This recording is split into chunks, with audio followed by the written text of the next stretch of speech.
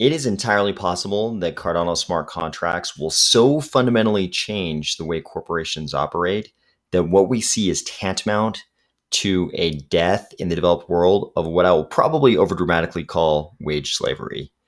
Get ready. Let's go. I'm going to tell you a story that today is just going to seem like a mildly ridiculous anecdote. But at the time, it was a very serious reflection of my reality. So I had this job. It wasn't this job over here, but it was a job that required this over here. So it was one of those occupations you have to work really hard to get into. And I had put every bit of energy into getting into this occupation. And where I worked, we wore suits every day, not like 4 days a week. And when I say suits, I mean suits. I don't mean like jackets and ties and jeans or ties and khakis. I mean, we wore suits and ties. So I'll never forget one Friday, there was no such thing as casual Friday, but one Friday, and we had to work late hours. Like it hits 5 p.m., we're not leaving, right? So one Friday, it hits 5 p.m., and I think I'd been there 6 months, maybe. Let's say 6 months. Been there 6 months, and my boss, who was the boss of everybody where I worked directly for him. He walks into my office, and he kind of has like an amused look on his face, and I can tell he has something he wants to tell me that he's extremely pleased about. He dips his head into my office and he says, "You know, I often loosen my tie and unbutton the top button at 5 p.m. on Fridays." And I almost lost my mind, right? With laughter because I'm like, this guy has probably been sitting at his desk in his office for like, the last 10 minutes thinking about this great gift he was going to bestow upon me. And that gift was that I got to loosen my tie and unbutton the top button at 5 p.m. You would have thought he was going to come in and hand me a bonus the way he was smiling. But that moment immediately illustrated for me the immense bargaining asymmetry between the employees at a company and the people who own the company. It was not lost on me, guys, that a condition of these guys continuing to give me fiat currency every 2 weeks was that I put a silk noose around my neck and that I not loosen it until Friday at 5 p.m. Like literally a silk noose around my neck that I'm not allowed to loosen. Talk about gilded cages. While the wearing of ties is not nearly as common today as it was back then, I think a lot of people who've worked for corporations in North America, Europe, Asia, and a lot of other places can relate to this asymmetry in bargaining power between the employed and the employer. But why is this? We'll say part of the reason is that the employment market is not liquid. The employment market is a little bit of an illiquid market, and corporations actually probably like it that way. Why? So let's talk about what a corporation is. So a corporation, we didn't always have corporations, right? Um, Someone the other day said to me something that I believe it could very well be spurious, right? They said that in ancient Rome, it was looked down upon to work for another man. And I've tried to source this, see if this is actually some kind of sentiment that historians would agree existed in ancient Rome. And I cannot confirm this. However, I liked the idea. And the person who told me about it said someone had repeated that to them and they couldn't unhear it. The moment they heard it, they couldn't unhear it because this person works at a very large corporation. And it's bothered them to this day since they heard that. A corporation fundamentally is sort of a division of liability and ownership, right? People want to own the things that corporations own, but they want the corporation to be a legal person that can absorb liability without the owners of those things absorbing the liability. We won't get into the very fascinating history of corporations, but we can say that it's a division of liability and ownership, and that ownership is basically an ownership of revenue streams.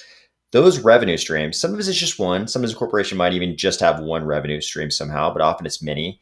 Those revenue streams can equal profit if costs are less than revenue. And one of the biggest costs for a lot of companies is payroll, what they pay to their employees. And the way they try to optimize their interaction with payroll is by trying to make sure payroll is stable and consistent and that it grows as slowly as possible. Illiquid employment markets promote all those goals, right? If the employment market is illiquid, then it's harder for the employees to show up at the boss's desk on Monday morning and demand a raise because there's friction for that employee to leave that job, go find a new job. Anybody who's been on the job market in an economic bear market in bad economic times, say right after, right during the Great Recession or right after the tech bubble burst, knows that there's a lot of friction to finding a new job. Sometimes it's very easy. Sometimes your skills are very much in demand, but sometimes there's a lot of friction. And in a lot of ways, it's good for corporations. Sure, it might make it harder for them to hire people, but it also, I believe, fuels this asymmetry in bargaining power. It doesn't have to be this way, though. Cardano smart contracts, because they're smart contracts that actually work, unlike the very broken smart contracts we're used to encountering in Ethereum, ADA smart contracts, Cardano smart contracts can allow for extremely liquid employment markets. Greater liquidity in employment markets can have a bunch of potential benefits, not just equalizing bargaining power between corporations and employees a little bit, but also creating greater transparency about the corporation for a lot of different parties. And we'll get into that. But how would we go about this? I mean, how mechanically is Cardano actually going to change the way these companies operate with regard to their employees? So first off, I think we have to talk about the way we can deal with employees once we're in this blockchain context. So with employees, in order to create a more liquid market, we can quantify experience and other factors and group workers by those factors, right? We already have groupings as to roles. Some people are project managers, some people are coders, some people are in HR, some people are accountants. We already group them, very specifically by these roles.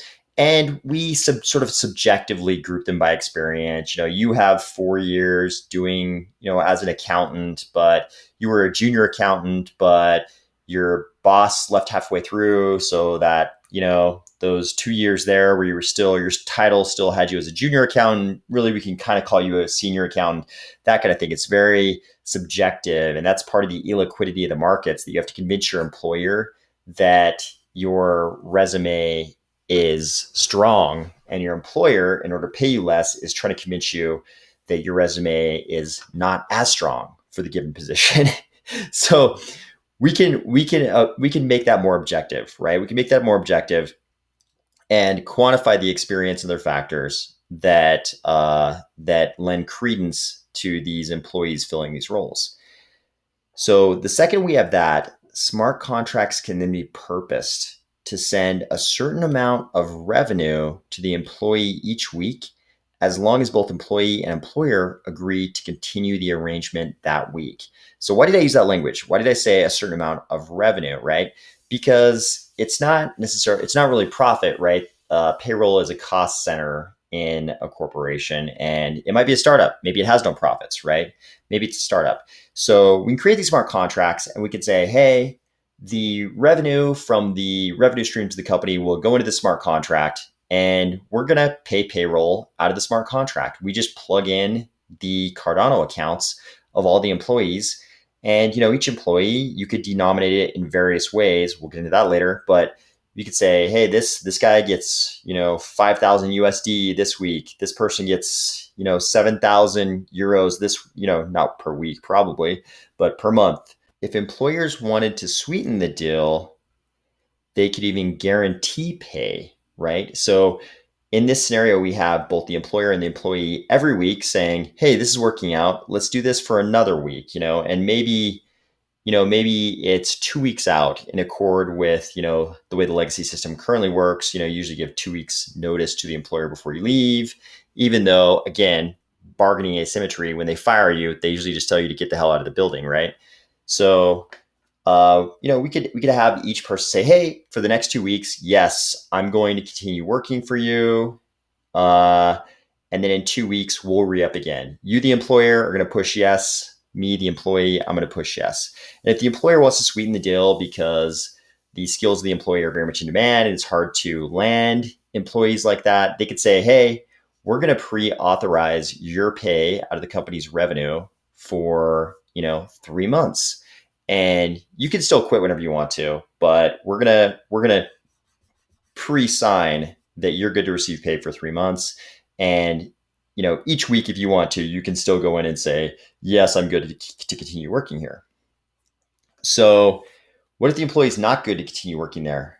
So because we have already objectively quantified the experience and other factors and grouped workers together by those factors, and obviously there are some things that are very difficult to make objective, to quantify. Some things will always be subjective, of course, that's granted. But once we have quantified a lot of these qualities about workers, you can have queues of equally qualified employees ready to step in if someone bails. A certain worker might be working at a competitor. Maybe they're working making batteries for Panasonic, but their dream is to work for Tesla. So they get into the queue to replace somebody in a counterpart role at Tesla doing batteries for Tesla. And they're still working for Panasonic, but they're just in the queue, so that person leaves, they can step in, and it's all good because companies now are being run in these smart contracts, and they can just not hit the button like, do you want to re-up for another week? Nope. Or another 2 weeks? Nope. In 2 weeks, I'm going to go to work for Tesla because I'm the highest ranked person in the pool for that role at Tesla. So I can see here on the blockchain that the person who is currently in that role has elected not to be there anymore in 2 weeks.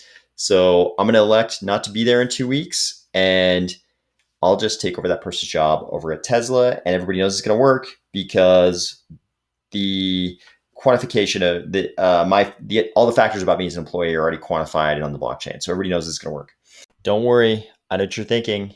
You're thinking, yeah, but if I work for Panasonic and everything's in the blockchain, they're going to see that my real aspirations are to go to work for Tesla. So that's all just going to be part of the radical transparency that is afforded to us by everything being on the blockchain. Companies already know that you will jump at the chance for a better job. If it's a higher paying job and a better quality of life, they already know you're going to go there.